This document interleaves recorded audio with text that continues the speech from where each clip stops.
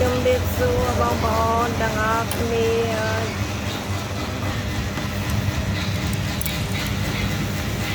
សុខសប្បាយអត់បងប្អូនអើយនេះបងប្អូនពេលજાયច្រើនណាស់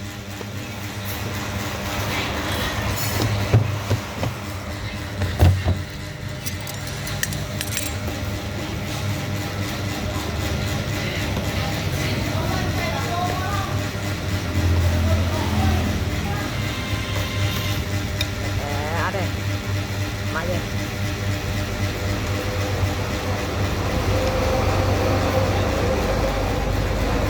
ទៅរួចអត់មកទៅបងប្អូនចូលណា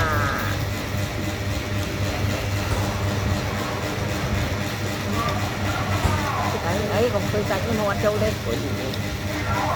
ច្រើនទេឃើញសាច់ហ្នឹងលេងទៅរួច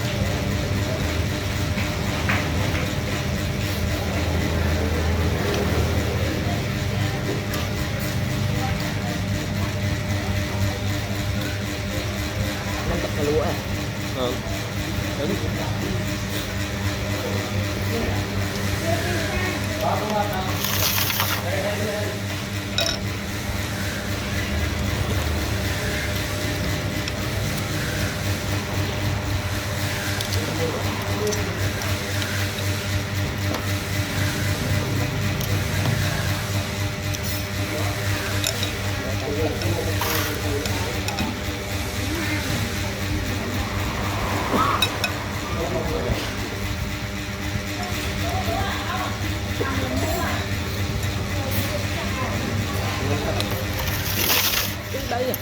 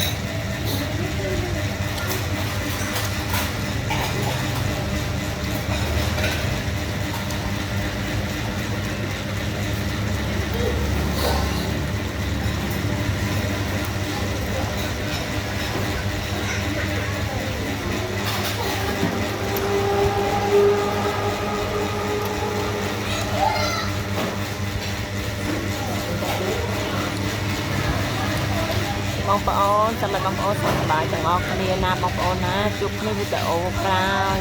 không lấy cái đồ